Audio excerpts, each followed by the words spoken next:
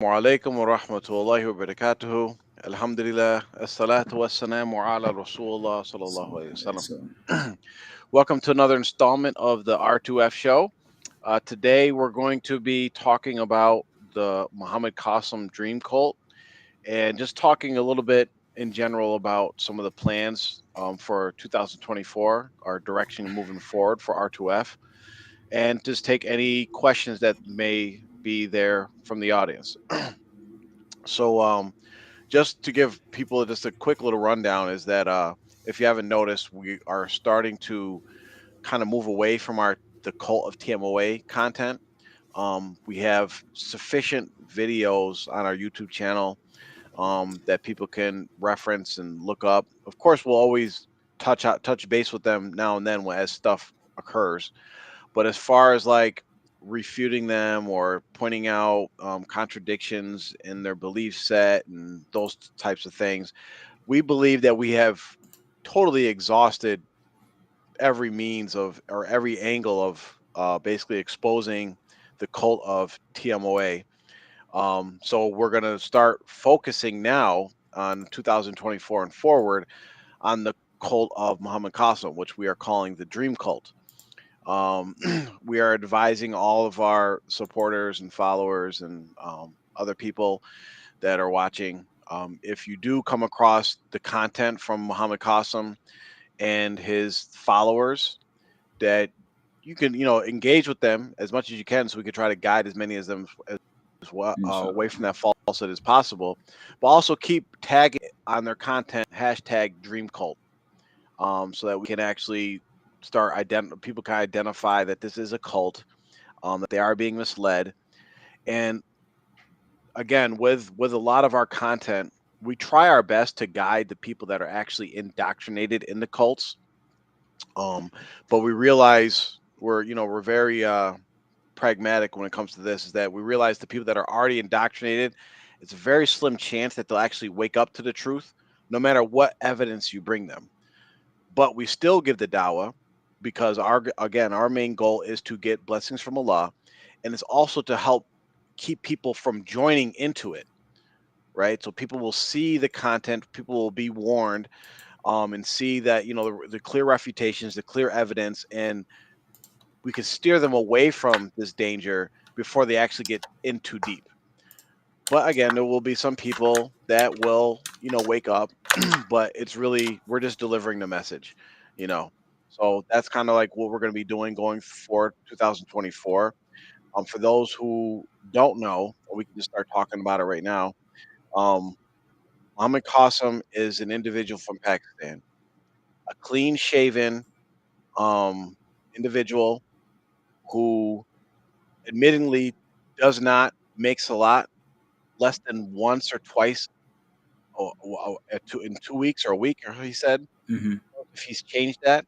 But this is what he admitted to during the time that he was spreading these alleged dreams that he's having, claiming to be talking directly to Allah and Prophet Muhammad Sallallahu Alaihi Wasallam, Allah is and pretty much in his dreams claiming that he is the Mahdi, the promised Mahdi, Imam Mahdi, and hmm. become the president of Pakistan and fight the Dajjal and all these different things that are allegedly Allah is revealing to him in his dreams. He has been promoting his dreams. Him and his followers have been promoting his dreams for the last, I would say, I don't know, years. I don't know exactly when it started, but they've been promoting their dreams. They're gaining somewhat of a little following, particularly in like Indonesia, Pakistan. There's Westerners now following them in the UK, Australia, America. A lot of new shahadas. They're stumbling across this crap and testifying that they believe in Muhammad Qasim in his dreams. And we had a couple of their followers on our show a few times. Um, we addressed them. It's very clear for anybody that knows some basic Islam in this sound in their deen to recognize this falsehood. But that's kind of like the summary. You if you type in Muhammad Qasim dreams in Facebook, YouTube, Google, whatever, it'll pop up. And I don't know, do we have any videos that we can kind of show some of the people and kind of comment on as we go through this? Besides like just like shorts and stuff, yeah. Yeah. Um, it's just what Jafar said. And the thing is, his followers will tell you that he has never claimed to be the Mahdi, which is true. He's never said verbatim out of his mouth, "Yes, I am Imam al Mahdi," and these things of that nature. But everything that you know about him from his dreams, it insinuates it without a shadow of a doubt. Like it's the points being made clear in his dreams. If you watch his dreams, this is why his followers believe he is the Mahdi, because his dreams tell you that. Hmm. It's not something they came up on their own.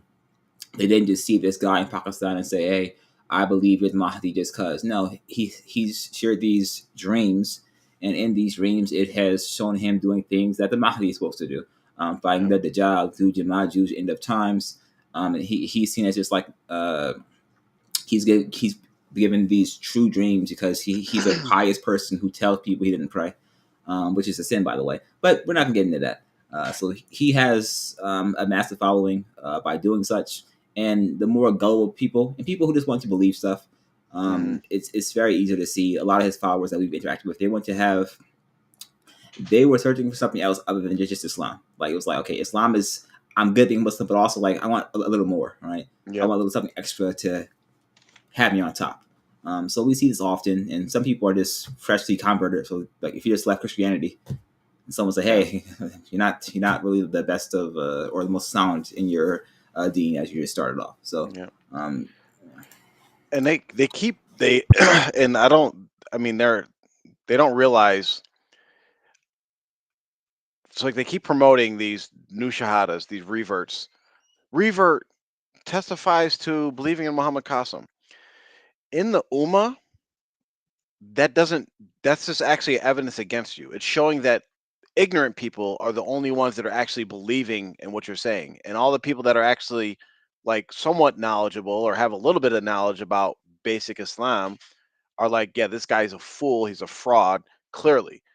But you're grabbing all the reverts that are like they're when you're fresh into Islam, you don't know things and you hear about dreams. Someone could throw a hadith out at you out of context. It could sound, it's basically the same. It's the same thing that every cult leader pretty much does. They go grab the ignorant, go show them a little bit of Islam because they know more than them, put it into their own context, and then people just hook, line, and sinker. It's the same thing that happened with TMOA. Mubarak Jelani did it. He came, said some Arabic words, said some goofy Sufi stuff, used some ayats, did his own interpretation, and people like, "Oh yeah, that's deep. Let me follow this guy."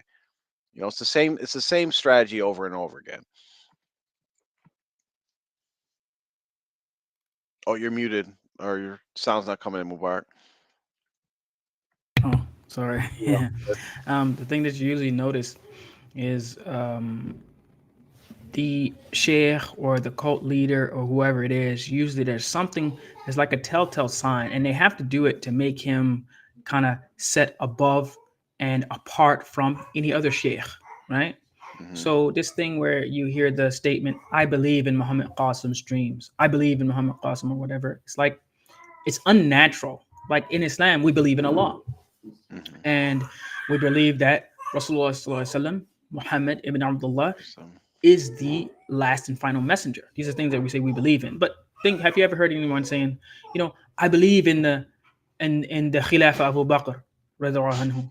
No, right. nobody says that. Like no one says. Think about anyone else in history where anyone says has to state that they believe in someone.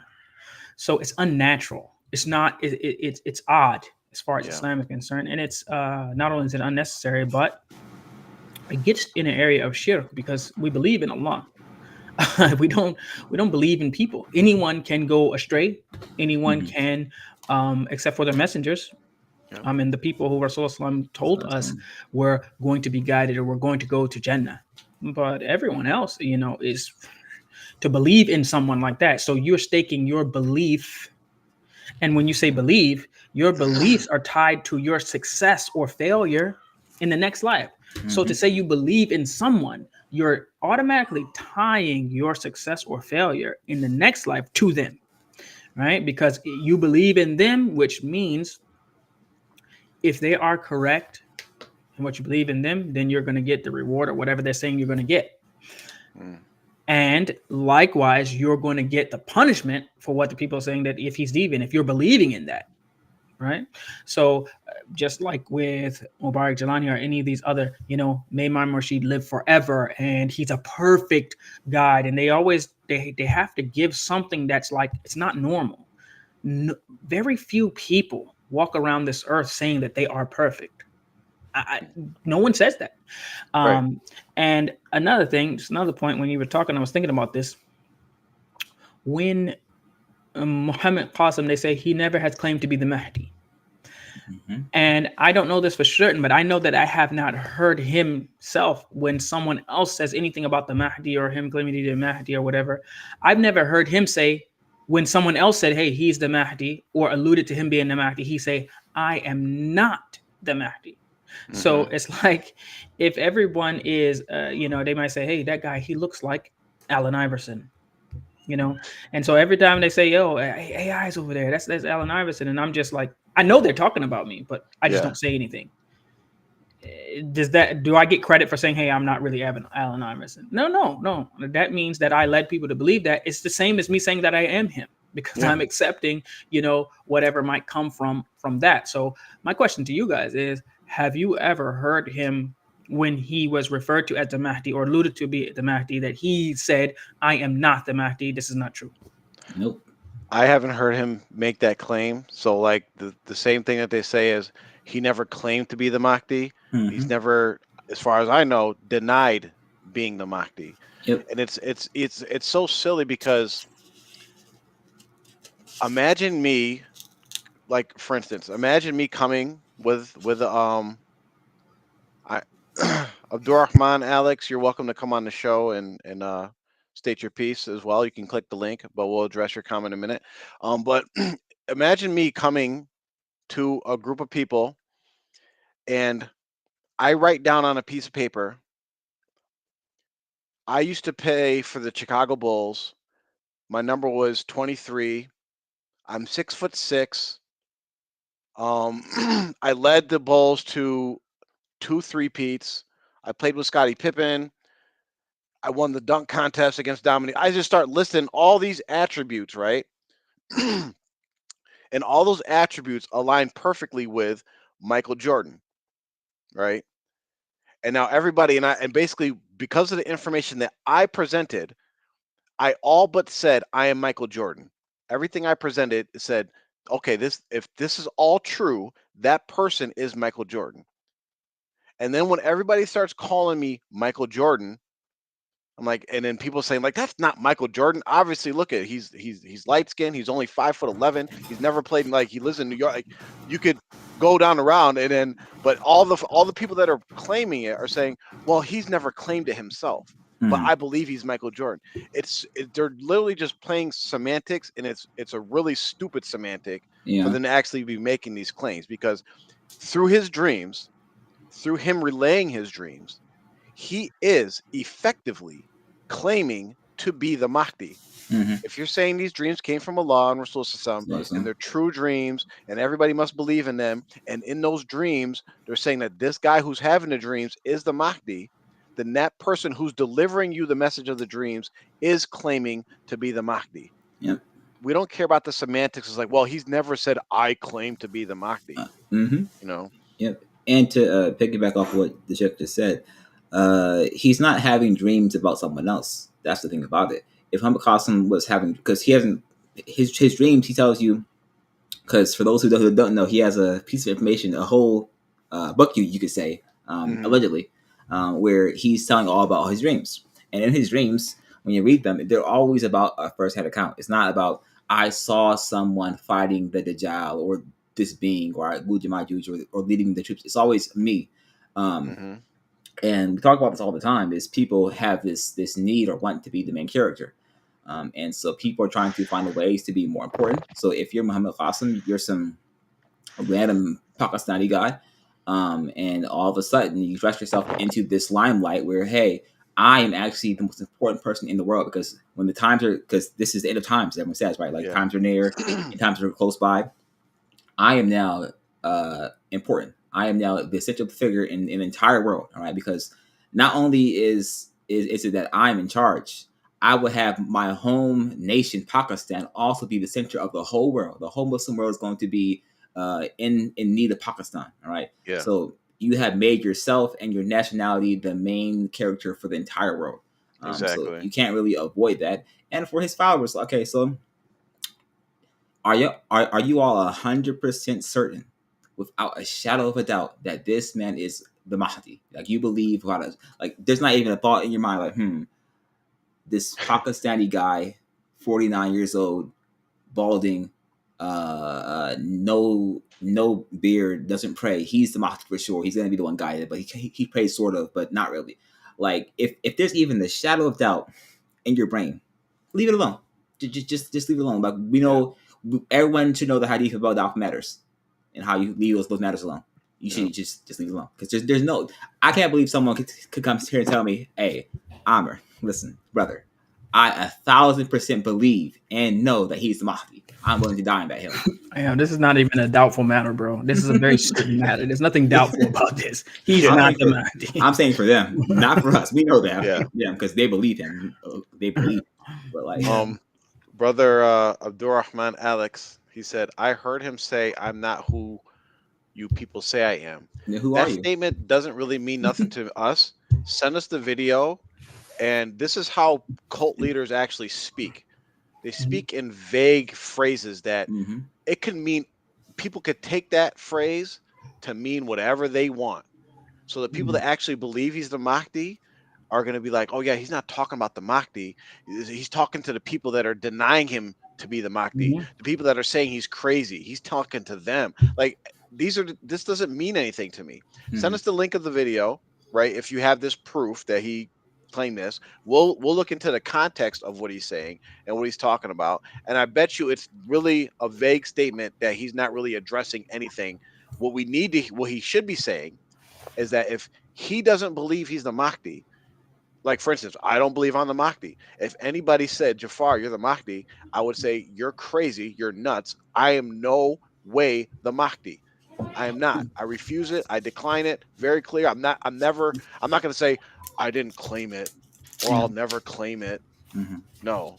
You'd be It, very clear about these statements. it doesn't even make sense to say that. Just like you said, if I say, hey, you're Michael Jordan, aren't you? And then I say, I'm not who you people say I am. I mean, I'd be like, no, I'm not Michael Jordan. I'm not Michael Yeah. Jordan. I'm actually, whatever your name is. I mean, no one's going to, no one's going to do that. Yes. So Tawheed Uma, he was on our show once. The one brother, he said, brothers, bear in mind that believing someone is or isn't the Mahdi isn't an article of faith. Many Muslims believed Umar bin Abdul Aziz was the Mahdi. It's not misguidance to have that position. So Oh, yeah. let's go ahead and get down into this, Mm-hmm. because we don't care whether you believe he's the Mahdi or not.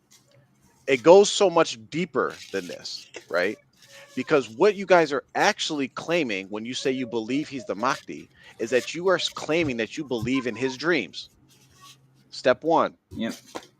And now, if you say you believe in his dreams, this is the thing that now you're playing with your faith, right? Because you are believing that this man is getting revelation from Allah that if Muslims don't follow it and believe in it, they will be punished.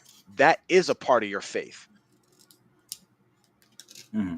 So if you're claiming, it means you claim you believe in his dreams, and you believe that if, for instance, me, Mubarak, Amr, since we don't believe in it, we're going to be punished by Allah for Mm-hmm. not believing in his dreams. And you also believe that if you spread his dreams and support him, you're going to be blessed by Allah. Now it becomes an article, it becomes part of your faith. So you have to think about that. Yeah. It's not just about, I could just go look at some guy in Arabia and be like, you know what? He fits the description of the Mahdi. You know what? I believe he's a Mahdi. Mm-hmm. I don't act on it. I don't do anything. It doesn't affect my faith, right? I just believe he matches the description. Yep. But you guys are missing the plot by being swept up in this Mahdi nonsense. And the thing too for that is, brother Tahid Uma, is there have been thousands of people who have either been claim to be the Mahdi, or someone has told them that, hey, I believe you are the Mahdi. So yes, Umar ibn Abdul Aziz, Umar II, he was the fifth Caliph of Islam, and Mhm. yes, but even then, like he only ruled for 2.5 years during the time of the Umayyads, and he was quickly gone. So how is, let's say folks back then, yes, let's say people did believe that he was the Mahdi. How is that different from you guys believing that this guy's the Mahdi? If like the whole thing for you guys is that he's still alive, that's it. He could die tomorrow, today even, and Yeah. that'll be it for you guys. And I mean, it is at least understandable and possibly believable, in a lot of ways, for someone to think Umar Abdullah Aziz could be the Mahdi. Number one, he was righteous. Mm-hmm. um, Yeah. and many other things. I would just say, and the biggest thing is the fact that he didn't stand up somewhere and say, "Hey, I have dreams about this, that, and other," and then based on his claims of having dreams about being the Mahdi, people say he's the Mahdi based on the dreams. Mhm. No, they saw his character, they saw his characteristics, they saw how righteous he was, and thought, okay, yeah, maybe he could be the Mahdi. But now I know that people gonna say, well, Allah's gonna rectify him in one night. But until a person is rectified, then you could say, hey, then that could be the Mahdi. So Mm-hmm. Mhm. perhaps Umar Abdulaziz was not as good as a Muslim as he was when he became a Khalifa. Maybe he got better. Mm-hmm. But right now, I think it's safe to say, I mean, I don't know if anyone, maybe they're starting to say it now, that Muhammad Qasim is rectified now.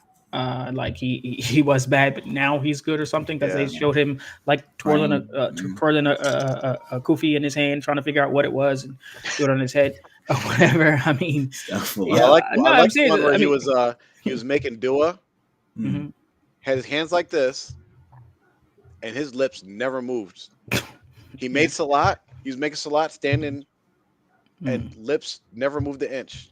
So mm. like, I mean, it's very. Yeah, These are the small things that they're yeah. missing. It looked like a photo op to me, just like some thing where clearly they didn't have any audio. I mean, I would love to hear him just recite al Fatiha, just to at least, so I can at least be like, okay, all right, at least maybe he's Muslim. But I mean, like he does, I just, I mean, it's like there's a sunnah of Allah. Allah sends, when people that are leaders, and they have a certain aura about them. They have a certain way that they carry themselves. Yeah. And I'm sorry, Muhammad Qasim, I mean, has less muscle on his body than my 3-year-old. I mean, he physically, there's nothing impressive or imposing or even threatening about him. I Yeah. mean, a woman could come face to face with him and have no fear whatsoever. Uh, and so, let alone, I mean, so a leader is going to definitely command some sort of, either with his persona, his aura, Hmm. his physically. Because even look at the story of Talut, um, and and how when Allah made him a king over the Bani Israel after Musa alayhi salam, and the reasons why, his wisdom, and physically he was imposing, um, and made him the leader. But usually the messages, and I'm not even comparing Muhammad Qasim to a messenger. He's not. But I'm trying to give an example of how Allah, the people who Allah puts in place, they have some quality that is desirable for other people. Like other people say, hey, you know what? I wish I had that quality that this person has. Either Hmm. physically, their speech, their eloquence, their charisma, their something. Name one quality that Muhammad Qasim has that anyone on the planet would say, hey, I would like that. And there's nothing, Nothing. except for maybe someone who's a woman who would say, hey, man, I wish I was a man. And I would be, Yeah. one of these transgender people. They would accept any type of man to be, because they don't want to be a woman. But take any man who says, you know what? I want this quality or trait that Muhammad Qasim has. He doesn't have anything. And this is not, I'm not attacking him as far as trying to put him down, but let's be realistic here. He's small, he's weak, he's not eloquent, he's not charismatic, he's not even handsome, he's not anything. He's Yeah. just like a like a dweeb or something. Yeah. There's nothing about him that is attractive in any way. And like you said, Allah has a sunnah, and they like to get into the Mahdi stuff, Mhm. and they miss all the stuff that's before that, right? So you're talking about, let's talk about his dreams, right? Allah has a sunnah. In his dreams, allegedly, Allah is calling him to go guide mankind, pretty much Mhm. spread his dreams to mankind. So let's look into the sunnah of Allah, where Allah says, okay, I'm going to send this person to go guide other people, right? It's oh, it's always somebody that already in their community or in their circles, they're already respected, they're already righteous, they're already somebody considered that when people listen to them, like I could listen to that person, I could take from that person, right? Mhm. And when people deny them, it's usually out of their own arrogance or whatever else. It's never because of that person.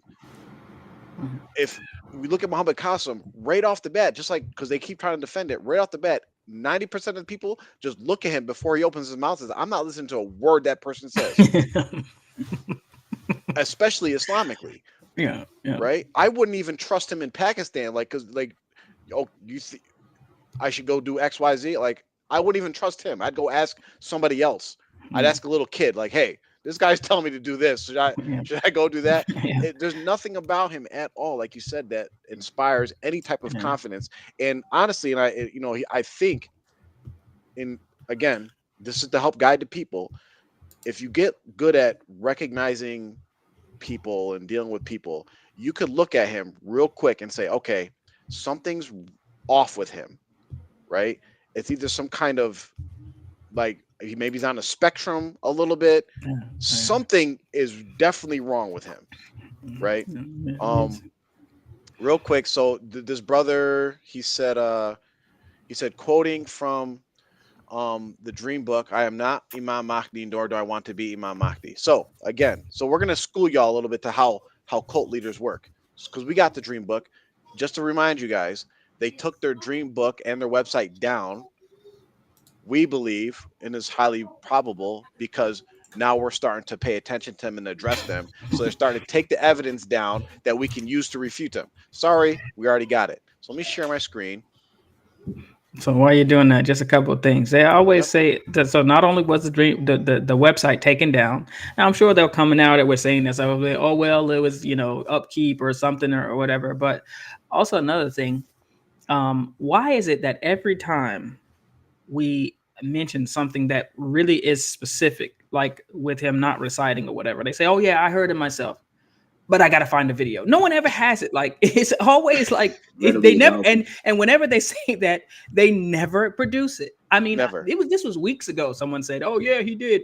Okay, yeah, and I guarantee you, I'm almost we can't bet, of course, but I bet you if we go to page 25, it won't be there, or it will Well, say yeah. something, and it's saying, well, it's around page 25. But the thing is, if you pay attention, and this is almost universal for every cult that we have come in contact with, whenever you corner them on some facts that they need to produce, they will say, yeah, it was this, that. They never are able to produce anything, especially if it's going to be incriminating for them, or show, not incriminating, but if it's going to show deviance, or show that the leader or whatever is actually not who he says he is. Like, it's like this. one time one time K2 was saying that the cult leader Mubarak Jelani, that because there's this myth that he can fly and all this other stuff, right? You got a Hmm. person who's literally more wide than he is tall, almost. Okay, and not aerodynamic in any way, but literally he's severely Human. overweight. Okay, and to put that in a nice way, physically not fit in any way, shape, or form, can barely walk. And there's this myth that he can actually fly. So one time, K2 was telling a story about how the sheikh was walking, and he started to fall down a flight of stairs. He was going down some stairs and he actually fell. And then in mid story, he switched his own up and said, but he started to fall. His worldly body fell. His and spiritual then body. his spiritual body, then the sheikh fell or whatever, and he said that the sheikh then said, my worldly body can't keep up with my spiritual body or something like that. I'm like, Nah, He fell, dude. I'm like, it's yo, He you okay. fell. fall. That's It's how okay. people fall. In Yeah. their mind, they think they can do something, and their body is like, nope, and you fall down. And he Trip. was Yeah. like, and so it's like you got a person who allegedly can fly on command, but literally can fall down a flight of stairs at the same time. It doesn't make sense. Yeah. Hmm. So we have the book here, and this is then again, whenever we dig into this, we ask people to be rational and think. So this is what he says. One of the statements. He says, let me zoom in a little bit. I have never been shown who the Mahdi is, and I am not the Mahdi, nor do I want to be the Mahdi. So let me show another statement before we start talking about it. I have always denied that I am the Mahdi, and I really don't want to be the Mahdi. Okay, so those are two clear statements where he's saying, I'm not the Mahdi, right? Okay. So the question is, for these people that believe he's the Mahdi, why do you believe he's the Mahdi? Because in your answer is the rebuttal to your claim that, oh, he says he's not the Mahdi, right? Because you believe he's the Mahdi. I don't give a crap what he says in this, because this isn't his dream. This is his like introduction, right? I'm an ordinary Muslim avoiding avoid giving me titles, right? Because he knows people that run this scam, they know the surefire to get discounted is to actually say you're the Mahdi. Hmm. So him and his people, his handlers, have found a nice little loophole to catch people. Is like, we'll never claim it. We'll just have Allah and Rasul Sallallahu claim it for you. And you always deny it. That way they can keep running this scam until you guys wake up. Because if you listen to them, and I asked this question to their Q&A question, or they had this open Q&A, which is not really an open Q&A. It's just a Sunday Propaganda preaching, piece. right? Uh-huh. Um, why do you guys, if Muhammad Qasim is delivering his dreams and he's the interpreter of his dreams and he's the best person to understand his dreams, if he's telling you that he's not the Mahdi, why do you guys all believe he's the Mahdi? Hmm. And they won't have an answer. They'll just go to the signs and this and that. So that's a contradiction that Yeah. you guys have to work out mentally because it doesn't make any sense whatsoever. But this is how cult leaders speak. They speak in vagueness. They speak in double tongues. They speak in ways that right now, if you're already probably reading this dream book, most likely these people that are reading this crap are already believing that he's the Mahdi. So then they're going to find a way, like we'll ask Tawhid Ummah, we'll ask Abdurrahman, Alex, come on here, or we'd rather you come on so you can actually speak. Explain to us how you rectify the contradiction of Muhammad Qasim saying he's not the Mahdi and why you believe he's the Mahdi. You Mm. explain that for us because that's not our job to rectify your contradictions. Yep. And to pick it back off of Jaffer, a question that I would love to ask to both of you before you join, or if you don't join at all, is okay. So Muhammad Qasim, he's not the Mahdi because the Mahdi's the guided one. So he hasn't been guided. Allah hasn't rectified him in a single night. What does rectification mean to you, like for Muhammad Qasim? Like, at what point, what level does he have to get to where he is not rectified in your eyes? Like, if he starts praying every day, he becomes a shayukh, he becomes a hafiz, a muhaddith. Like, what level does he have to get to for in your eyes? Because the Mahdi is going to be the Khalifa of the whole Muslim world, right? So that means he has to be more knowledgeable than every Muslim, damn near, right? Start doing push-ups. So, so what level does he have to reach Islamically, knowledge-wise, strength-wise, for you all to say yes, he is now rectified. He is now really the Mahdi for real. Yeah. Because you believe he is now, but like he has to be guided. He hasn't been guided yet. So Yeah. what level? Where does he have to get to? Where he's like, okay, yes, he is now. He's more knowledgeable than Sheikh Uthman. This person. He is now ready. And What is? that's a great question because Yeah. whenever you're dealing with these people with this cult mindset, is if you can get them to stand on something, anything, then we'll show you how you just contradicted your belief. You know what I mean? Because that's like, so if I'm a dream cult member and you ask me that question about when is he rectified, Mhm. there's a bunch of answers I could give. So I could say, oh no, he's not going to be rectified till that one night, before he takes bayat and Mecca. Okay, but like, what level will he be at though? Like, will But he be then, knowledgeable of Islam? They're never gonna let you pin them down on that because, yeah, they'll be like, like well, at first, if you remember, they were saying when we were saying he doesn't have a beard and he doesn't pray, and so they were like, well, he's not gonna be necessarily a good Muslim because the law is gonna rectify him in one night. Mhm. But we mhm. kept hammering on that, and now they say, well, he prays now. Now he Yeah. prays. Yeah, So is this So the it's rectification? rectified. Yeah. Because Allah yep, didn't say he was going to rectify him over a number of years. He yeah, said it in one night. Mhm. So he should still be the bad Muslim hmm according to y'all, or is he rectified? Is his rectification okay? He twirled a kufi in his hands and led a prayer without moving his mouth. Okay, yeah, that's the rectification. Subhanallah. yeah. And he's been having, like, I don't know anywhere in the Quran Hadith where it says that Allah will be personally guiding, Allah and Rasulullah will be personally guiding the Mahdi for over 20 years. Because he's been having these personal direct dreams, talking directly to Allah, Allah consoling him because he can't get his girlfriend to marry him, and all these, like, this direct personal relationship for the last 20 plus years.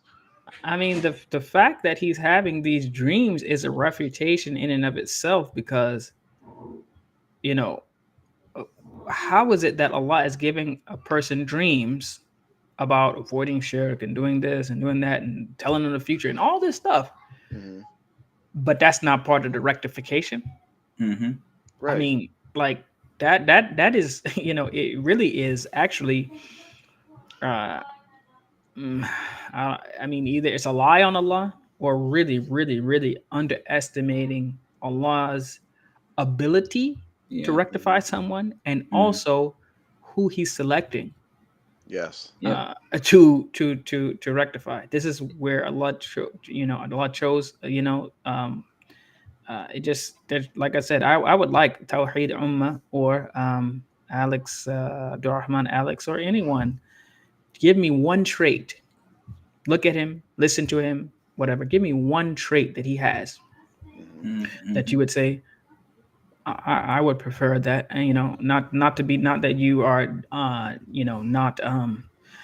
not happy with the with what Allah has given you, but you say, this is it's commendable. I wish I had as strong a beard as our brother Amr has. You I wish I so. had a beard like I mean. I'm not upset with what Allah has given me, but I say, alhamdulillah, that's a nice beard. Okay, Yeah. something like that. Anything.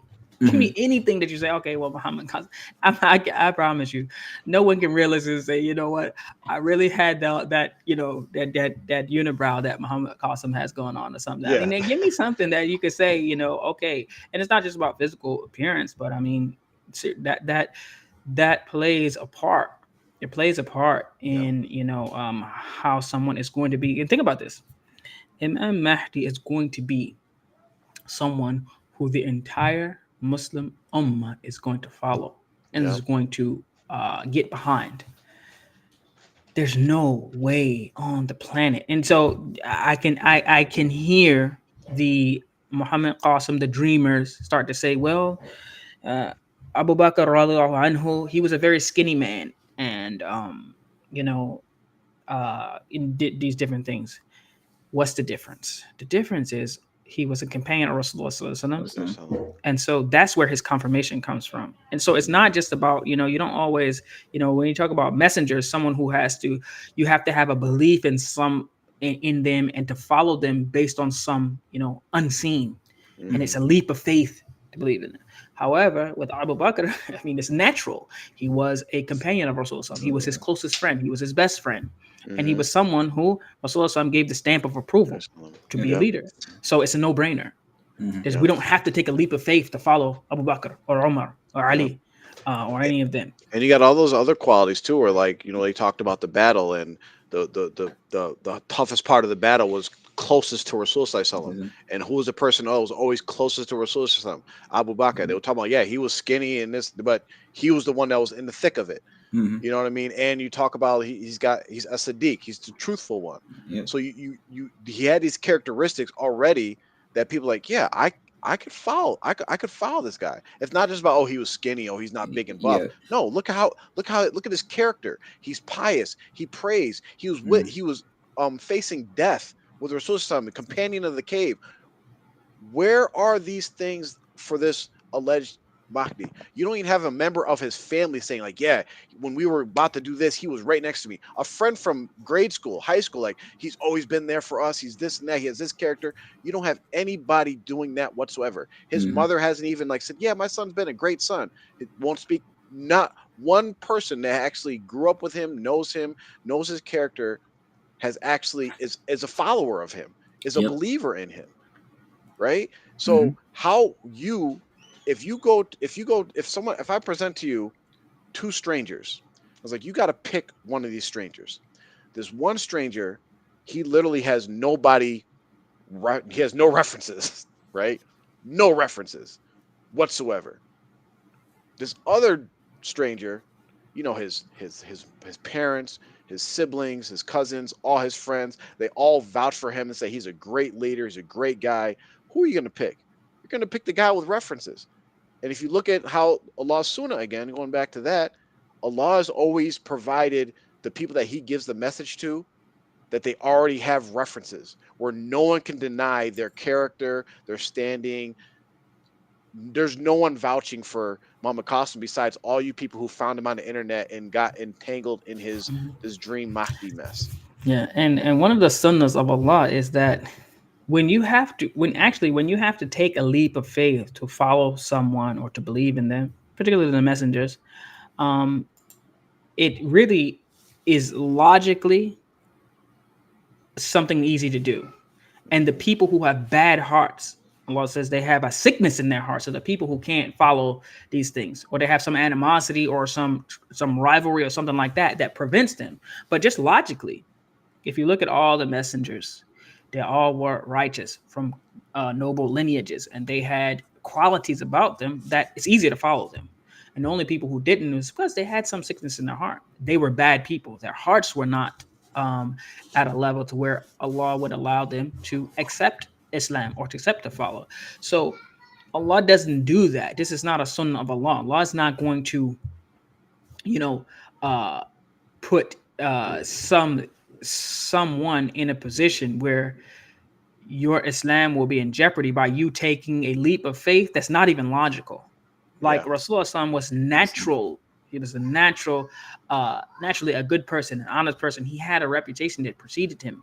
It was something to where is a no like yeah, this is the face, this is the characteristics of a person who is a leader and someone who you're following, someone who is not going to be dishonest in any way. yeah, So with Muhammad Qasim, there's nothing like that because it at this point it would be such a huge leap of faith for someone to believe that he's the Mahdi. Yes, you have to believe in that. yeah, You have to believe it, and it takes some belief. But it's very hard for just a logical, reasonable person to do that. You yeah, have to have some sort of uh, there's something that's off that you're not able to connect, especially within the religion, that you're not able to put together where you will fall for this. Either there's deviants that are following him, but really he's following the deviants. There's deviants that hmm, are pushing him for their own agenda, whether it's for fame or to try to get money or just they may just be shayateen. yeah, But you have the rest of the people are ignorant, and the people yeah, who don't they don't necessarily have anything either religiously or socially to hold on to. So this cult is something. I don't want to get too personal, but I would love to know if Tawheed Ummah and Abdurrahman Alex are either of you guys married? I would like. I just want. If you don't want to good answer, you don't have question. to. But I have a hunch. I have a hunch. So I would like to know. Good question. Good Um, question. And just to kind of address what he put in the chat, I'll put up in a second. I just wanted everybody to see that question real quick. Um, but he tried to, so he made the comment about this. Is what he said. He said the obligation of the towards the Muslim leader is hearing and obeying. It's not a question of whether we like the attributes of the leader. We must obey regardless. It will be like this for Al Mahdi too. So to clarify what he's saying, and I want to kind of educate him on how he's mixing some things up, right? Yes, as Muslims, we will have to hear and obey the leader, just like it will be like this for Al Mahdi, because yes, he's going to be the leader. But when you mix in, it's not a question of whether we like the attributes of the leader or not. You're mixing two things that are not going together. We're going to have to hear and obey as Muslims. We hear and obey our leaders, those in authority over us. Now, when you're bringing in the attributes, what you're thinking of and referencing are the hadiths like hear and obey your leader, even if he has the brain of a mustard seed, or if he's a small-headed Ethiopian. Like basically, if he's a bad leader, you have to hear and obey him as long as he's not telling you to go against the Quran and Sunnah.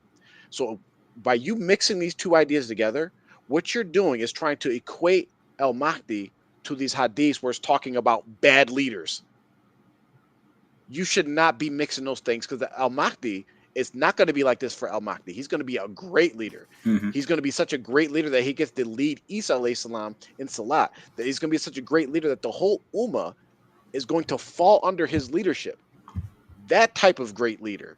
He's not going to be like the leader that's like, yeah, just as long as he's doing okay and not telling you, commanding you to do, haram, even if he's a bad leader, even if he's incompetent, you still have to hear and obey. No, I reject this false equivalency that you're doing here, trying to mix these two concepts together about the Mahdi, and you should reject that as well. The Mahdi is going to be a great leader who's going to, when we do know who he is, if we live to actually know who he is, he's going to represent every quality of, because again, don't forget the hadith.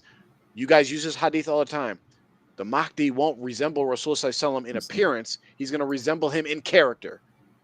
So how are you going to sit there and say the Mahdi is not going to be a good leader when he's going to represent the character of Rasulullah, who's the best leader we've ever had in the history of mankind? These are the contradictions that we like pointing out to y'all. Y'all have to think. Don't just try to justify what you already believe. Think about what you're saying, because this right here is totally false. Okay? Very, very well said. And Tawhid Umar, you mentioned Umar Ibn Aziz earlier. The reason why people thought he was, or some people claim he was Mahdi, is because when you compared him to the other Khalifas of the Umayyads, he was so far and away much better option than any one of them, right? So he was someone, but he didn't fit the whole narrative because he trained with his uncle Ibn Umar. So he trained in Medina and Mecca from a very early age and learned. It was very well taught in all the hadiths in the Quran and Sunnah. So like he didn't fit the narrative, but like he was so righteous when he became the Khalifa of the Umayyads. He didn't take a salary, which is very common for the Umayyads at the time. So they're like, wow, he was basically like a second Umar. That's why he's called Umar the second. He was like his grandfather. So yeah, no, his great grandfather. But yeah, that's why like the difference is just so stark. So after him, you see all the other Umayyads and then the Abbasids who aren't as righteous as him. So yes, yep. Muhammad Qasim, if you believe that, as Jafar said, if he's Mahdi, right, then he's going to be the best of leaders. And I believe, in my opinion, if someone's going to be the Mahdi, they have to be very knowledgeable of the religion of Islam. Yeah. So Muhammad Qasim.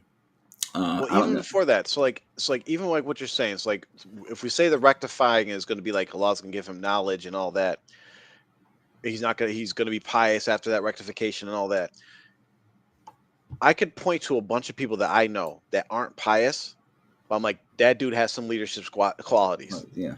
He ain't really on the deen like that, but he has a presence. He's kind of truthful. He knows how to speak and posture and body. Like you could tell certain people that have leaders. We can look at non-Muslims and be like, look at sports players. Like, yeah, that guy's a good leader. Look at him out there on the court. He's leading the team. He's a good example.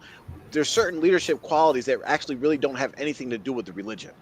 We don't have none of those. And he's not a good Muslim. Exactly. I mean, but yeah, how you see, sometimes you see even non-Muslim, family members or coworkers or people that like, you're like, man, I wish this person would be a good Muslim because he's a good, like he has good qualities, but he just doesn't believe. Like, like that is something that we find in lots of people. So this rectification is a thing, and Allah knows best exactly how that's going to look. Actually, no one Right. knows.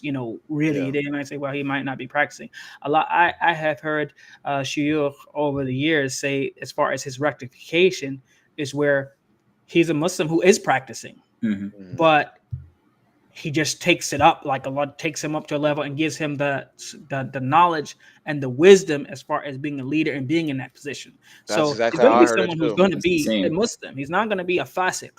He's not going to be Yeah. someone that's like, yo, this person is not even like, he's someone. I mean, at this point in time, Muhammad Qasim is someone who no one has even agreed to even give him the hand of their daughter. No Mm. one. Millions of people in Pakistan, Yeah. millions, Hmm. Millions. and nobody has even, you know, Still, even with his followers, that He's my still. these old guys that are showing up at these little things, I'm pretty sure they have some daughters. And on that topic, we got to answer to your one brother answered your question about whether he's married or not, and of as expected, no, he's not. and I wonder if you were going to be speaking with a young lady who you hope to marry and speak to her father. I mean, would you mention the fact that, and I am a devout, a staunch follower and believer in Muhammad Qasim in his dreams, unless it was another cult person. And I mean, why would a person in the dreamer cult let you marry their daughter when Muhammad Qasim is available? I mean, It's a good question. That's a very good question. Why wouldn't you want your daughter married to the Mahdi? but I mean, I guarantee you, Abdurrahman Alex or Tawheed Oman, there was another brother that was on our show. He wasn't married either. Yeah. I guarantee you, you're not gonna admit it. Definitely won't be the first thing you mention. I mean, and you would avoid it. You probably would actually shy away from giving any indication that you're a follower of this cult. Yeah. And if you do that, that might be the reason why that could have an effect. I would say, if you want my advice, don't mention it. If you ever have a sit down, if you ever, don't mention it. Don't. Like if they be like, you know who Muhammad Qasim is? Who? Yeah. Nah, just You're And like, don't nah, bring this I it up. don't know. this statement by Tawhid Ummah is a lot how a lot of them, the followers of Muhammad Qasim, this is how they kind of avoid, Yeah. like they say, like he said, there's a lot we can speak about, but to be honest, but in the end, it's down to each individual to seek Allah's guidance and compare everything to the Quran and Sunnah. Yes, it's up to each individual to do that, but it's also up to each individual to take sincere advice and to take the guidance from those who know. Allah says in the Holy Quran, seek, if you don't know, ask those who know. So you should be going to your imams. You should be going to the sheikhs, the ones that are actually credentials and are accepted in the ummah, and asking about this. And so far, every single da'i or YouTube sheikh or whatever that has come across this has said this guy is a fraud. He needs mental health. He needs this Hmm. and that. And you guys are ignoring that. And then pass, well, everybody just has to make their own decision. This isn't ordering dinner. This isn't like, picking out what type of shoes you want to wear, or what sports team you want to pick. This is about your hereafter, right? If it was as simple as like, yeah, just everybody just make their own decision, doesn't matter, we wouldn't be here talking about it. We're Hmm. trying to help you and others that are being misled by this falsehood. You don't realize that you're already in the cult, Tawheed. You don't even realize it. You're already in the cult because you made a statement earlier that I really wanted to go back to. Says, by the way, there's no hearing and obeying towards Muhammad Qasim at the moment. Right now, we don't have to hear and obey him because he isn't the authority over us at the moment. Until he gets given the authority, that's not a cult mindset. That is exactly a cult Cool mindset. mindset. You already believe that he's going to be given the authority, and you're waiting for the command, and To you're hear and already obey. supporting him. You're Yeah. already spreading his dreams. You're already doing what he's commanding you to do. Man, And if he didn't command you to do it, why are you doing it then? If you believe that he is going to be so and so, but he hasn't told you to do such a thing, why are you doing it? Why are you acting of your own volition? He hasn't yeah, told you to go spread his dreams or to share his dreams. He said that he has to share his own dreams. Like Allah told him in his dreams that he has to go share his dreams. He didn't say that you all have to carry the mantle and the flag bearer and march around the world saying, hey, this is Muhammad Qasim, these are his dreams. hmm Mubarak, are you married? No comment. Yo, y'all don't hear the kids in the background? Y'all don't hear the 18 kids in the background? Brother. Oh, ya Allah. Alhamdulillah. This Alhamdulillah. is Chef Polygamy talking to you, all right? You better get it right. Yeah. But the one Tawhid Ummah says, he's to follow up his, no authority yet or whatever. He says, would a cult come and say, by the way, our leader has no authority to tell us what to do until he is given physical authority and governance? That's not cult propaganda. Whatever you want to believe, or what a cult would and wouldn't do. What a cult would do is I need a bunch of people to believe in me and promote my message to get other people that will believe in me and promote my message, and start collecting funds from them and possibly get them to move to Pakistan so we can start our own little cult community. This is exactly what's happening. You might not be in those circles, but yes, people are giving Muhammad Qasim and the people around him money. They're donating money. People are gathering other followers. Hey, come join us. People are already talking about making Hijra to Pakistan to go be with the Mahdi. Call that. So this is already happening. You might not be in those circles, and I can kind of tell you're not in those circles because you're actually on our platform talking to us. Because that's the next thing. I'm pretty sure pretty soon when someone gets your contact information, someone's like, "Hey, stop going on their show, stop commenting, stop engaging with them." This is what cults do. And when it happens, I hope you message us and say, "Hey, guess what? You said they're going to contact me and tell me to stop contacting you. Guess what? It happened." And I hope that's a red flag for you. Oh, SYH, listen, you bring up a great point here. Listen, whenever these shayukh or scholars or anyone, whenever one of these famous scholars say, "Hey, this person is not the Mahdi," or he's Majnun or whatever the hell, right? Okay, it's always the followers of Muhammad Qasim who are more knowledgeable than these shayukh who've studied and are respected in the whole world for their knowledge as da'is and all that. It's always his followers educated saying, "Hey, actually, you're wrong, so and so sheikh, and he's the Mahdi because I believe so because I'm already part of his dream cult." So it's not really, you guys haven't. There is no outside source for you guys to validate your claims. Every outside source you guys have refutes you, which is why you're a cult. Because you guys are forming your own little sect, and whenever someone knowledgeable about the topic comes and says, "Hey, this is wrong," you guys say you're wrong. And nah, and we don't want to hear any more and all of a you on sudden this they topic. become experts on Yes. interpreting hadiths and know more knowing for this Arabic person. language and the Yes. depths of all these different things. Like the one brother, his name's Nassar or whatever. He has a whole video where he just basically condemns all Muslim scholars. He's a These Khawarij. scholars are all deviant. We don't. What do these scholars think? They don't know nothing. There's actually people that guy that got arrested in Saudi Arabia for they thought he was Majnun because he was in front of the Kaaba claiming to be a Which believer in one? Muhammad Qasim, and they locked him up and they put him in a crazy house. They're actually promoting that he had a debate with the Grand Mufti of Saudi Arabia and and the Mufti lost the debate. That's why they locked him up. You can't make this stuff up, man. yeah. Cults are always, that's one of the characters of cults. They always have myths about the fables. leader and myths about their followers, some of their prominent followers. Oh, he did that. So it was like in the TMOA cult. Oh, these two people, they were doing some mission and they were so holy. And they were being shot at. They were doing some terrorism or some robbing a bank, or they was doing some illegal activity. And the bullets weren't even touching them, and they were just running through everything. And then their sheikh came to them and said, "Lay down," and then they stopped and they died or whatever. Different things. And like or two guys who were supposed to be, the two that ran away. Those guys, come to find out, they literally were trying to burn a building. They were trying to light a building on fire, and they wound up getting trapped in the building and killed themselves. Trying to commit arson. So these type of things, like, oh yeah, he debated the Mufti of Saudi Arabia, and the Mufti lost, so that's why he got locked up. No, he was saying some blasphemy, and they thought he was nuts, so they locked him up. And then they was like, okay, yeah, maybe he's nuts, but let's get him the heck out of let's get him out of the kingdom. He's not. He's like a citizen of like some European country. And again, they don't use common sense, because if you just ask a few critical questions, okay, so he debated the Grand Mufti of Saudi Arabia or Medina or whatever they said, the Grand Mufti, the Mufti lost the debate, and he was so mad about it that he locked him up. Wait, Right?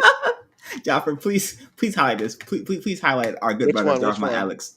I know if I ever speak to someone's wali, I won't mention Muhammad Qasim, and secondly, I will announce MQ is a Mahdi at the Kaaba. I'm not trying to get locked up. Yeah, that's what I'm talking about. Yes.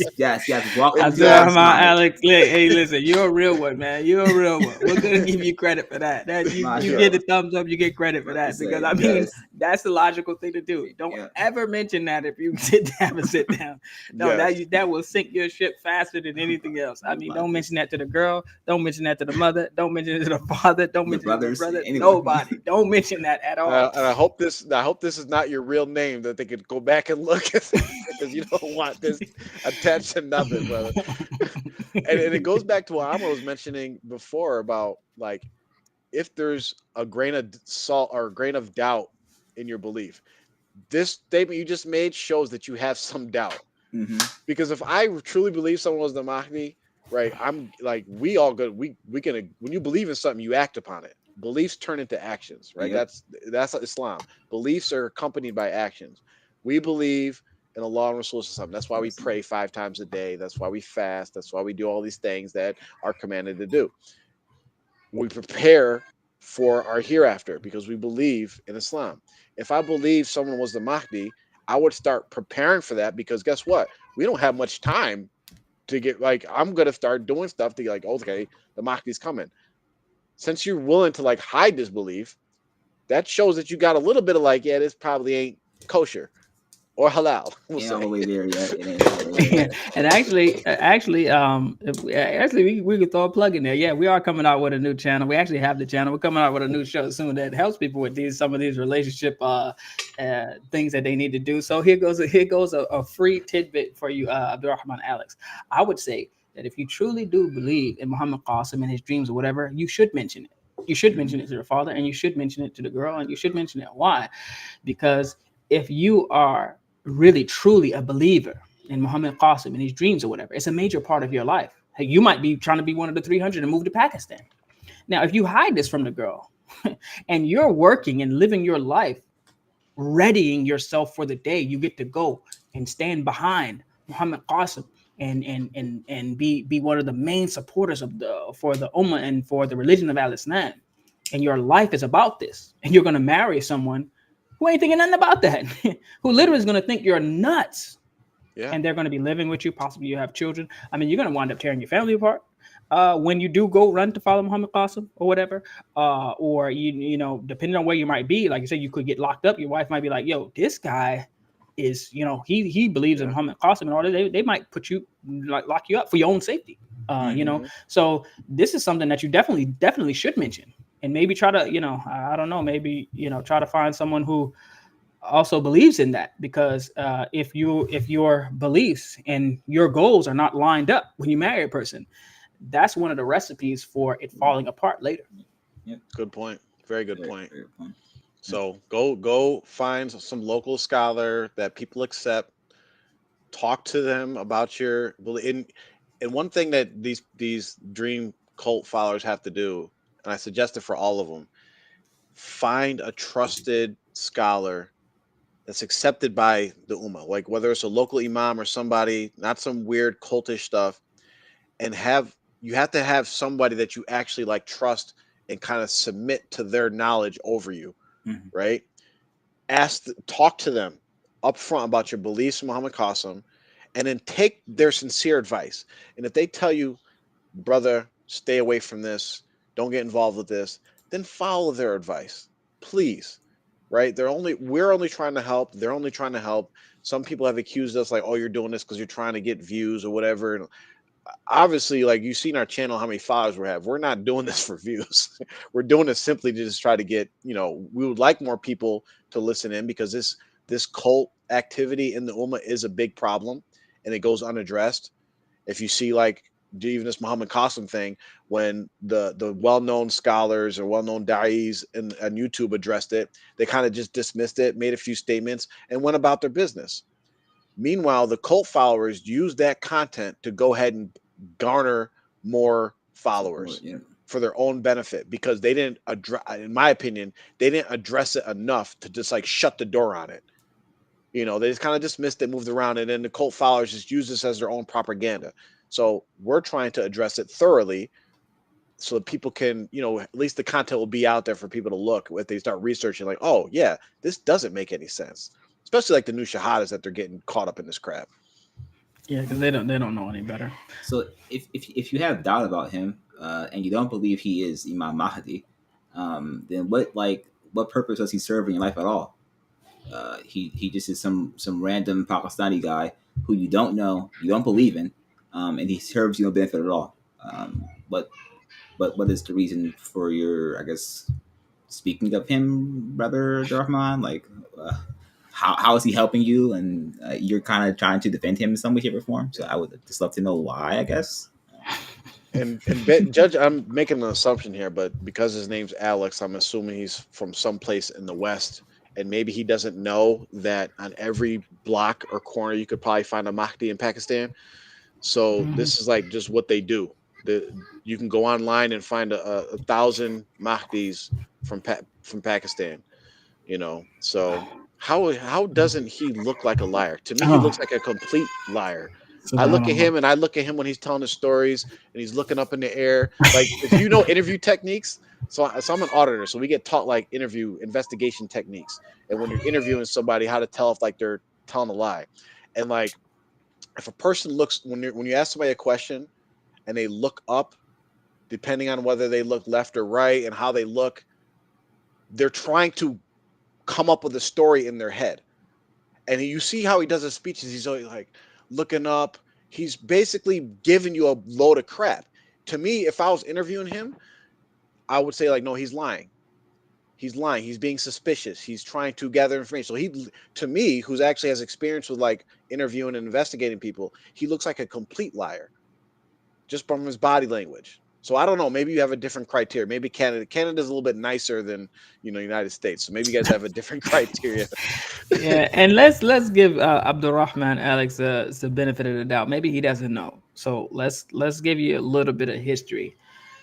There have been thousands of people who over the years since Rasulullah's time, like after when Rasulullah told us about the Mahdi and the times or whatever, there have been thousands of people documented, and probably much more than that people Mhm. just like you know Forgot about, yeah. but it's people that have gotten followers. They have gotten followers similar to Muhammad Qasim. Uh, but so this is not a new thing. This is not a phenomenon. It's not like, oh, what's that? No. Every so often, every couple of years, definitely within the last 20 years, within the last 50 years, there's been many well-known people who have claimed to be the Mahdi. Mm-hmm. Some of them died violently. I mean, some of them Yeah. got laughed off the stage. Some of them made the claims and then, just disappeared after, people just lost steam. Mm-hmm. It kind of baffles me that Muhammad Qasim got even a little bit of traction. I wouldn't call it traction, but like there's a few people that are interested in it. But it's not the first time, and it won't be the Yeah. last time Yeah. until Yeah. the actual Imam Mahdi comes. There will be people trying to chase that clout. There will be people trying to or encouraged to. Some people were encouraged by other people to claim to be the Mahdi Yeah. because people told them they were. So uh, let that sink in. Number one, this is not new. Thousands of people have done it before. More people will do it after. After we're Yeah. gone, maybe, or if we don't live to see him, it'll happen. Um, Man, I had another point, but I lost my Well, train of thought. correct me if I'm wrong, but I'm not aware of anything in the Quran and Hadith regarding the Mahdi where we're like encouraged to like go seek him out before like he actually is like revealed. As far as my understanding is, it's always been like, listen, like you prepare. We don't know when the end times are, the exact like last days and the battle of Mhm. the Dajjal and the Mahdi and Isa. We don't know when that's going to happen. It can happen in our lifetime. It could happen tomorrow because all like most of the major signs are already there, right? It can already happen, or it can happen another 500 years from now. We don't know, but as far as my understanding and what I've been taught is like the best way that you can prepare for it is just by doing what you've been commanded to do by Allah and forbidding what He's told you to abstain from. and that's the best way. We're not supposed to be going looking and trying to look into weak hadiths and see who fits the profile and this and then. We're not supposed to do that. The Yeah. best way you can prepare to be like a follower of the Mahdi is to be the best Muslim you can. Everything else with this Mahdi stuff is a distraction. Yeah, there's nothing that you can do individually to help support or bring about the Mahdi appearing. Nothing. Mm, There's nothing that in what Muhammad Qasim was saying, or even if the actual Mahdi is walking around somewhere right now, you believing a person is the Mahdi or not has no relevance in your religion and your Islam between you and Allah at all. If someone looks exactly like the description and fits everything to a T, if you don't believe that person is the Mahdi, you don't have to, and it has no effect on you whatsoever. Rasulullah gave us the signs and indication when the Mahdi will be given bay'ah hmm at the Kaaba. The army will come to try to get or attack him, and they will be swallowed up. Yeah. When that happens, then you can say, hey, maybe that is the Mahdi, or I Yeah. believe that that's the Mahdi. So you believe in Allah and his messenger who told you something that would happen, and then it took place. Yeah. Right now, you're just believing on an assumption. Yeah. This is a one. Yeah. And what does Allah say? إِنَّ الظَّنَّ لَا يُغْنِي مِنَ الْحَقِّ شَيْئًا. Assumption doesn't stand up to the truth at all. It's like it's not even useful. It's nothing. hmm We stand on the truth. You believe in the truth, the haqq, which is from Allah and His Messenger. Assuming that someone is the Mahdi or not is dangerous to you, and Allah is saying, no, these people, all the people, the wrongdoers, Allah says it in the Quran over and over again. They're following nothing but assumption. They're following assumptions. Why? This is the definition, the very definition of following and believing in an assumption. hmm And it's a bad one at that. It's not even a strong one. It's a weak assumption. So there's nothing that's going to benefit you. Just zero. There's actually there's no benefit, and there's huge harm that can come from following, believing in, or propagating or dealing with Muhammad Qasim quote in any way except Yeah. for refuting them. I think there's Yes. barakah in refuting them and warning people against them. But as far as spreading it, propagating it, believing in it, depending on it, there's so much harm in it and zero benefit. Yeah. Yep. He says, Tawhid Ummah says to Abdur Rahman, like, he is not a liar, he is truthful, and your instinct is right, Aki. So you have How do you people know? like Tawhid Ummah, exactly, that's the question. Yeah. You have people like Tawhid Ummah saying he is not a liar. You don't know anything about his life. You don't know anything about him. If you did meet him, you just met him within the last whatever few years. If you did talk to him, you might have talked to him on the phone for a few seconds. You don't know who he is. Mm-hmm. That's why we had his followers, people that are directly connected with him, higher up on the chain, and we were asking them questions about him, and they couldn't answer the questions. They didn't know what he did for a living. They only know what he's told them. Yep. So if you believe him, that's up to you. But you cannot go and tell, Other cannot people. rashly go and tell anybody else, I know he's not a liar. Because he could have been, when he was a teenager, he could have given false testimony. He could have done all types of stuff. This is why, again, we bring it back to where are the people that actually know him, grew up with him, are heavily involved in his life to actually say, yes, Qasim does tell the truth. He's Yep. not known to lie. You don't have that. And even if you did have that and you believe that he's telling the truth, if you knew there's some basic fundamental principles of Islam and you started reading his dreams, you'd be like, oh, this guy he's either crazy or he is a very good liar. Yep. And to piggyback off what Jafar just said, really the only thing, and before he even says it, the only thing majority of his followers say is, we know that he is truthful because he told us he doesn't pray. That's it. You like the only claim you have for him being truthful is that he does not pray. So his only truthfulness is that he's a bad Muslim. He says, yes, Yeah. I am a bad Muslim. And his followers will say, I've seen it on live Q&As, I've seen it in our videos, I've seen it on other videos, is that we love him or we follow him because unlike people who claim to be pious, he does not. Yeah. That's not a good thing. You're not supposed to go and announce your sins publicly at all. Yep. Allah has said them for a reason. So he's going out of his way to say, hey, listen, I don't pray. I don't wear a beard, yada, yada, yada. And we already know he's not praying. He doesn't read the Quran. So all this is a null and moot point. Like Yeah. that's not it's not something that I would say, hey, because this person told me that he didn't pray, or this person says, hey, listen, bro, I am a fornicator. Like, you see Yeah. that person right there, that fornicator, that guy's someone I follow because he told me Yeah. the truth. That he goes out here and fornicates. It's not. Yeah. That's not how it works. And here's the thing, just for people to understand, like we're using English terms, which means we're using our English understanding of stuff. We have to look at stuff Islamically. So when we talk about somebody being truthful Islamically, guess what? We look at their character, we look at their religiosity, right? Because a truthful person makes salat. A truthful person obeys Allah, right? So what you're really asking when we're saying truthful, we're saying, can this person's testimony be accepted?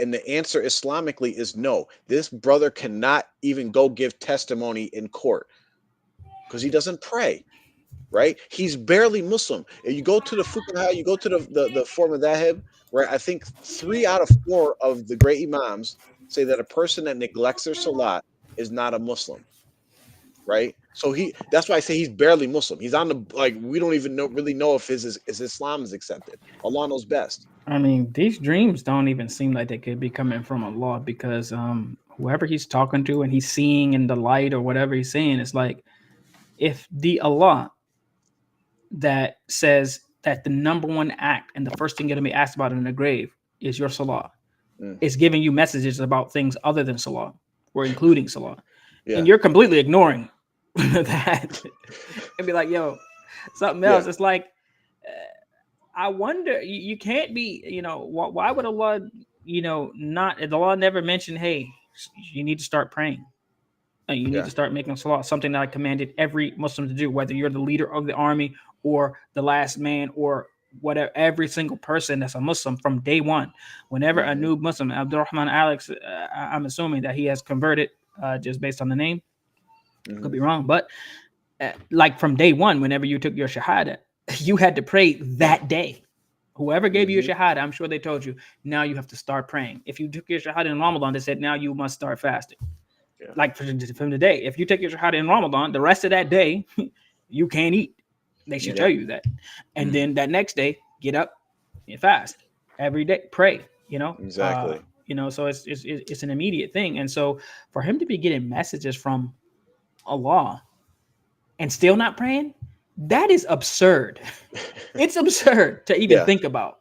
Yeah. Rabbul Alameen, the Lord of all the worlds, gives a message to you, tells you must share this with everybody. And if people don't follow you or don't listen to you, they're going to be punished.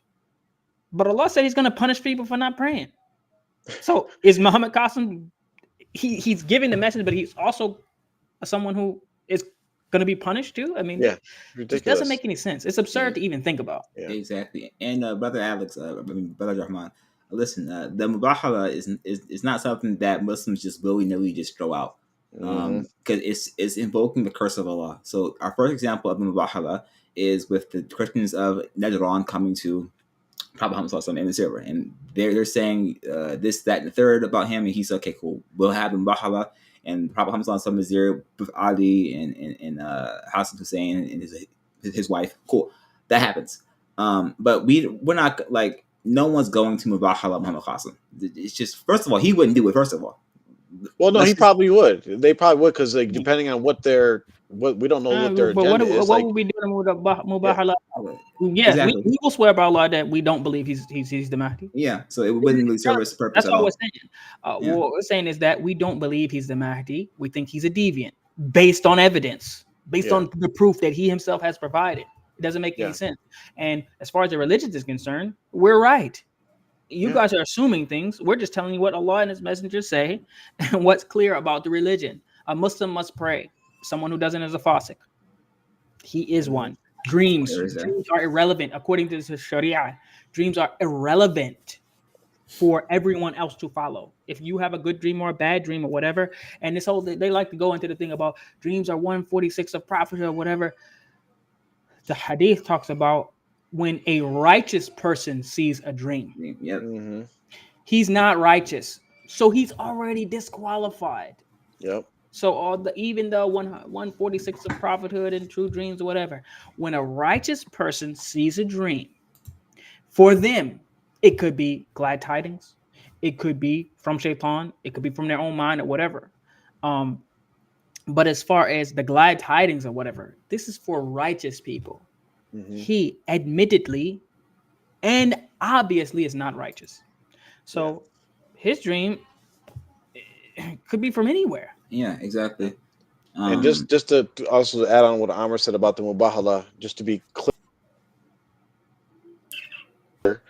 doesn't you can see now when you're pointing out more of the stuff, if this is true, if he's challenging people to do mubahala, it's very clear that, to me anyway, in my opinion, that it shows more of he's not well intended. He's obviously scamming people because he knows most people exactly. that know this stuff know that we don't go around trying to invoke the curse of Allah Upon on other Muslims. Muslims Exactly. over something that is clear. Like, I'm not going to do mubahala on, like, if someone says, comes to me, a Muslim comes to me and says something like, yeah, we don't have to make wudu before we pray. Let's do mubahala. No, I'm not doing that. I'm It's just not what sorry. Like, happens. that's a waste. I don't want to invoke. Ultimately, we want Muhammad Qasim and all his followers to be guided. We don't want the curse of Allah on them. And Yeah. for a Muslim to be going around challenging other Muslims, yeah, do mubahala with me on I'll prove my you claim. wrong. Yeah. That should be Absolutely a clear red flag for you that, okay, this guy's doesn't have good intentions. not. Because if his intentions are what is supposedly in his dreams to go guide Muslims with his dreams and all that, why is he challenging? Why does he want to invoke the curse of Allah on them? Yep. And to piggyback off of Jaffar's point, because we know a little bit more about Qasim, speaking with his top leadership and stuff. So this man, Qasim, right? He's willing to go challenge anyone to him about Bahala, but speaking is too much for him. Coming to speak because his top hours handlers say, hey, listen, he is a very unmotivated, lazy individual who cannot have the courage to even go get his own food. Muhammad Qasim will not go get his own food for himself. How is the leader of the Muslim Ummah unmotivated and lazy?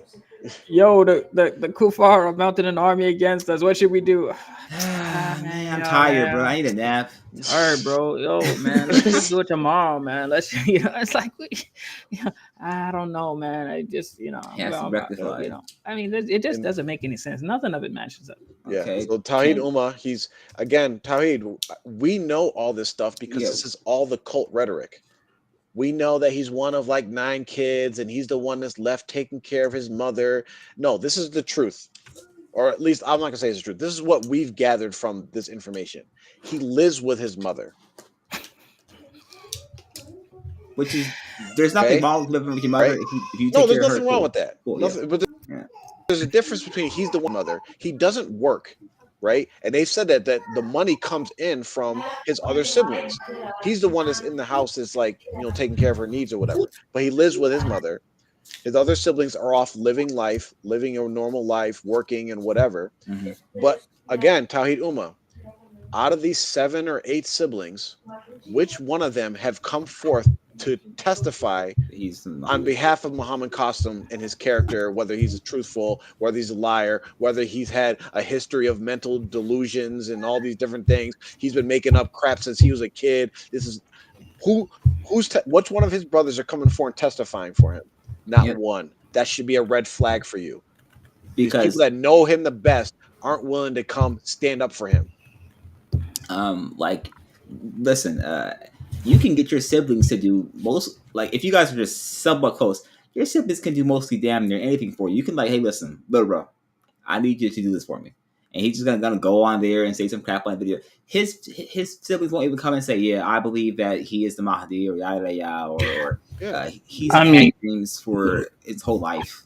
I mean, I would like, let's just start with just his Pakistani ID card.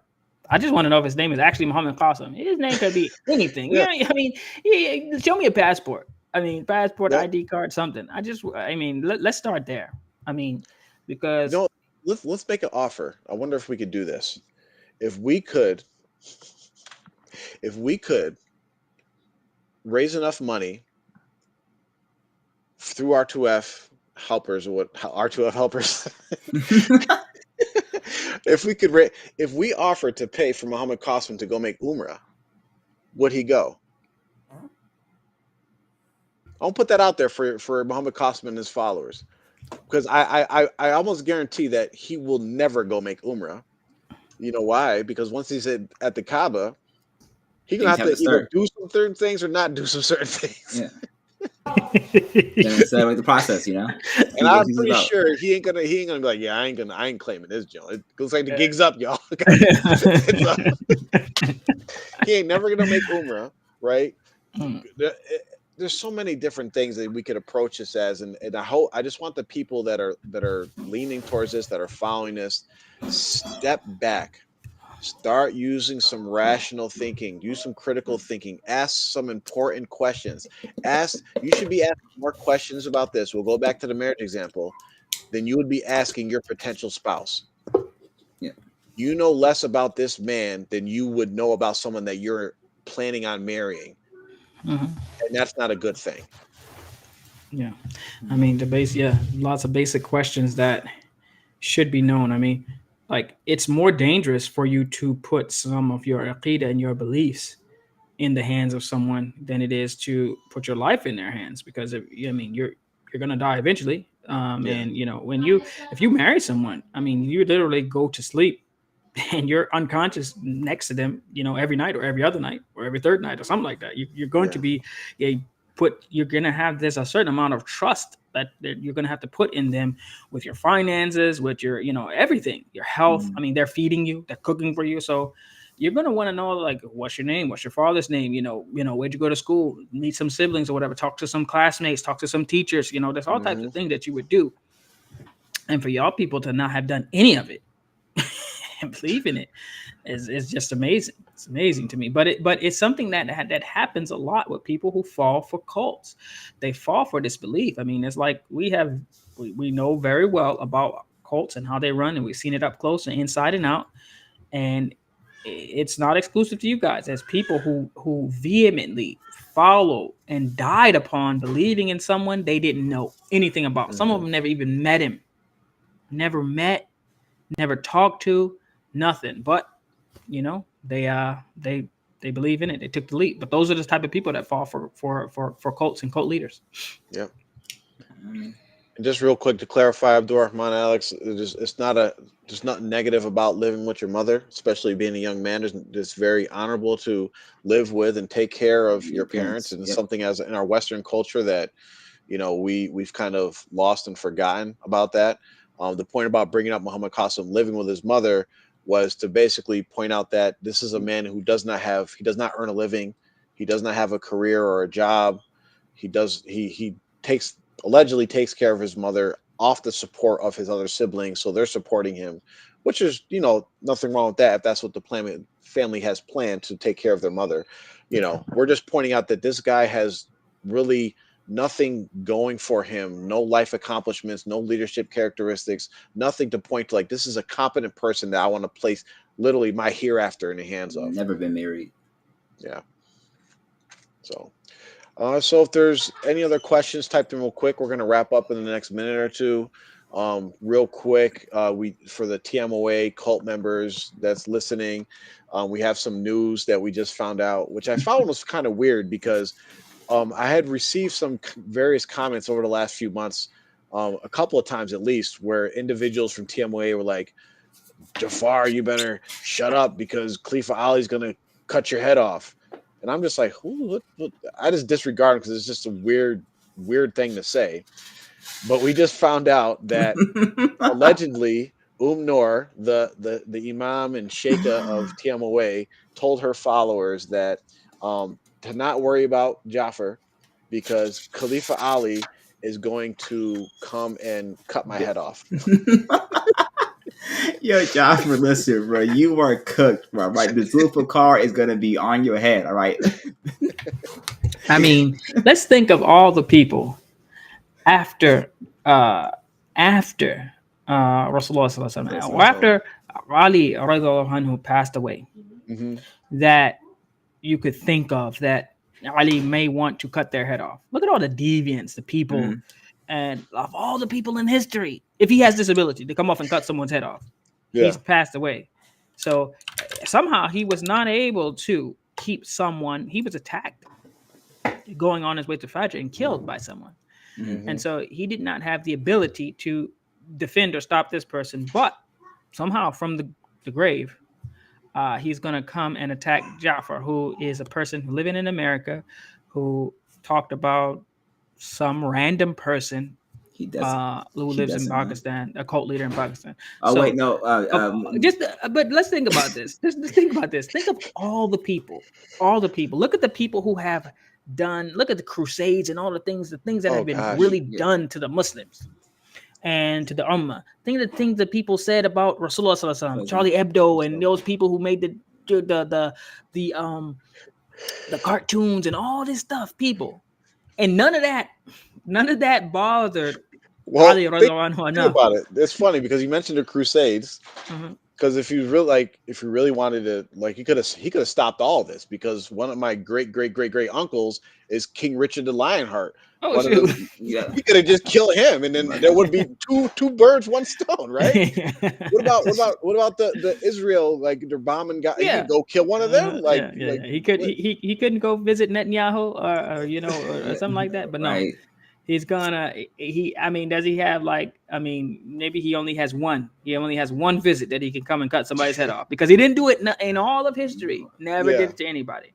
But he's saving this one time for Jafar, the Sheikh of R2F. That's amazing. I mean, it's but Props to you, but Jaffer. but then what would be the point? Because like, are y'all gonna stop doing the Doing this show show, because Jafar absolutely not. got assassinated by some weird African American guy saying he was click for Ali?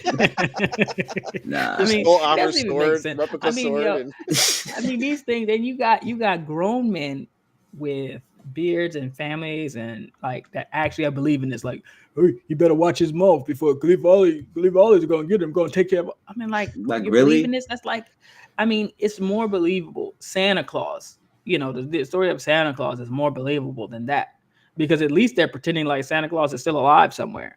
yeah, Oh, he lives in the North Pole. I mean, they're telling you something that's at least you could be like, well, I ain't been in the North Pole, but at least okay, maybe he's living there. yeah, But I mean, this we know that Ali radiallahu anhu Mm. has passed away. We know yeah. he was martyred. He was We martyred. know this. Mhm. So it's like you're literally telling me that he's going to come back from the dead into this world, and of all the things that he could do, I mean, he could literally tell us, he could be like, yo, all these four mazahib, I can tell you which one is the one that you should follow, or Yeah. or I, Yeah. they think of all the things, all the things about More in useful the ummah, things. like Yeah. be like, hey, settle it. He could settle us for all, be like, yo, He could settle the Shia and Sunni yeah, he could be thing like, yeah, right away. I'm wrong, Yeah, yeah. Yeah, yeah, and he could settle all types of things for the ummah. He could solve because obviously, I guess Jafar is an issue, is a problem for the ummah and those people who love Rasulullah. So yeah. But you got people, literally, some people who are Muslims that are fighting each other, but he ain't gonna even bother himself with that. He's not Yeah. gonna worry about none of that. Let them keep killing each other for centuries. But Yeah. I'm gonna take care of this guy. I mean, you got moon sightings, you got people celebrating Milad, people fighting over that, all types of things. He'd be like, yeah, yo, by the way, since you're here, can you just tell us what day that Rasulullah was born on and whether or not we should celebrate his birthday or not? And he'd be like, he Right. could be like, no, don't do that or whatever.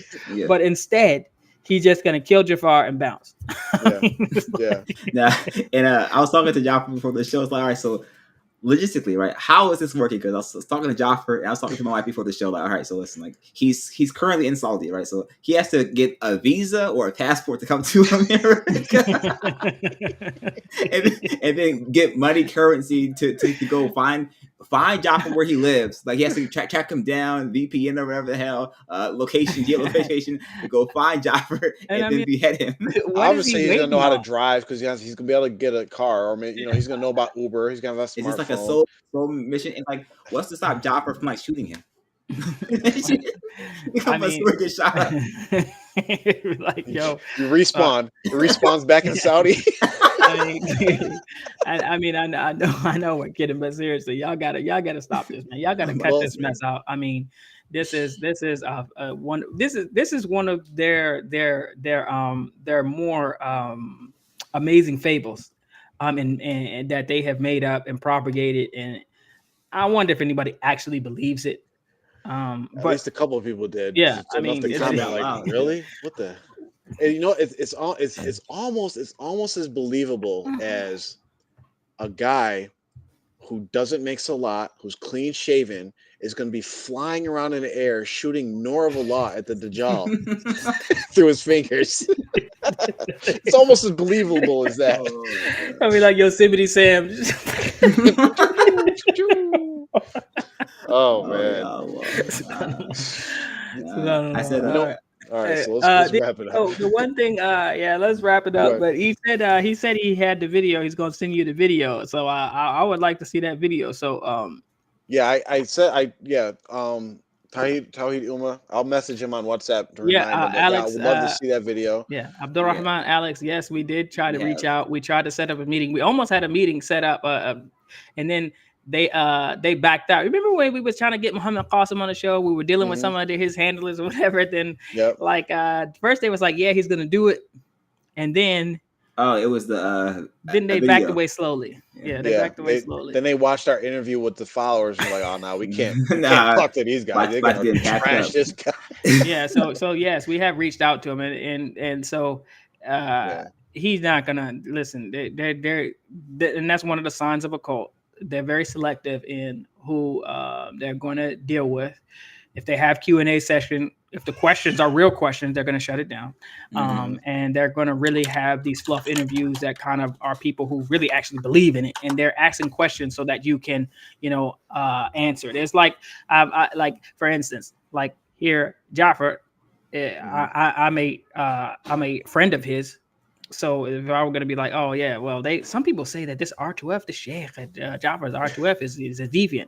So I'm going to interview and be like, so Jaffer, I mean, people say that you are, that you attack the scholars. Is this true? And then you're going to be like, no, XYZ, and basically, so Yeah. it's not going to be. There's not going to be any like. Might seem like, oh well, I'm being neutral. I already know what the answer is going to be, and I'm going to ask him questions that alley-oop. he literally alley-oops, that softballs, to where he can just knock them out of the park. Yep. No Yep. follow-up questions, no challenging, no like, Exactly. hey, that what you just said doesn't make any sense. Mhm. Just like if you look at all of the interviews, and I'll end with this. Nobody knows. You look at all the interviews, you'll get to the question because they want to promote that he doesn't claim that he's the Mahdi. No one asked him a follow-up question as to, well, your dreams say you're the Mahdi. How do you explain that? No one asked him any nice follow-up questions. Like Mubarak said, they're all softballs. It's all propaganda. Yep. And brother Rahman, listen, we're the same age, so listen, you're 26. And there is the hadith, you can look it up, about doubtful matters. And so you're doubtful already. You have doubts about him being you don't even believe that he's the Mahdi. You just believe in some of his dreams. But you're doubtful on that matter as well. So listen, the hadith says to leave it alone. We leave doubtful matters alone. So Qasim is not going to help you currently in this time. He's not going to help you in going to university or your classes. He's not going to help you in finding a wife in the future, inshallah. So just leave it alone. Just leave it alone entirely. I can assure you that he's not going to be the one to help you in your endeavors. There's one last question here. Oh, this is an interesting one. It says, where is Lahut Lamakan? Do you guys know where it's located at? I have an idea. I have an idea, a suspicion for real. All right, suspicion. It is. I mean, this might be some breaking news to some of y'all, but it is actually in Pakistan. It is located in Pakistan. Get there after 5 a.m. because it is closed from 10 p.m. to 5 a.m. Don't forget But to it stop is at in the gift Pakistan. shop. If you didn't, Lahut Lamakan is dead in Pakistan. Abdurrahman, we see that inshallah, you're sincere. We see that you have doubts. The one brother, Joe Brown, asked if we're going to get anybody from the group to come on the show. We hope people will be brave enough to do that. But Abdurrahman, we're here to answer any questions you have. Yeah. You can reach out to us directly. If you want to speak to anybody directly, you could text me on WhatsApp or regular text, 607-624-8100. And I can put you in contact with anybody else that you want to speak to. We can have conversations. And also, we want to put this out there for you to think about. we'll make dua for you and make dua that Allah guides you away from that falsehood. But we would like you to come on our show and talk about your journey, about how you um, ran into, how you came across Muhammad Qasim in his dreams, the thought process you went to sort of believing them, and what eventually, inshallah, guided you away from that falsehood. And we'd like you to tell your story, because that story, if you do get on the right path and away from all this stuff and you do follow our advice, would be a good advice for other people that are in your shoes. And you can help a lot. And we quote the hadith about, you know, guiding someone to the truth is better than 100 red camels. You know, you'll get part of that blessing, inshallah. And of course, we have some dream followers that tell them the show, going on promoting the dreams, but they won't come on here and talk about it, so it doesn't really even matter. That's really it at the end of the day. And Yep. just one last thing. Listen, people, if Allah was speaking to me in a dream, but I didn't pray, I would be kind of like, all right, I should probably start praying. If it like if you told me that 500 times, that happened to me, Allah spoke to me in 500 times, I didn't start praying, I'm probably not gonna maybe ever be a good Muslim. If I'm having all these signs, because these are like, that's damn near like just many minor miracles, just nonstop. So if Allah keep telling you something, we probably should listen. Because Allah told you to pray as a Muslim, and so if you spoke to Him 500 occasions plus, and you're not praying currently, then that's an issue. Especially if it's been over these 20, 30 years or however long that these dreams have been.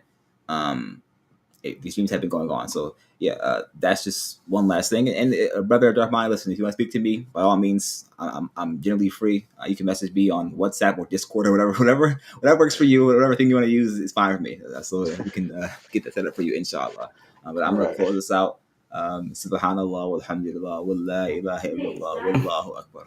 ولا حول ولا قوة إلا بالله العلي العظيم. السلام عليكم ورحمة الله وبركاته.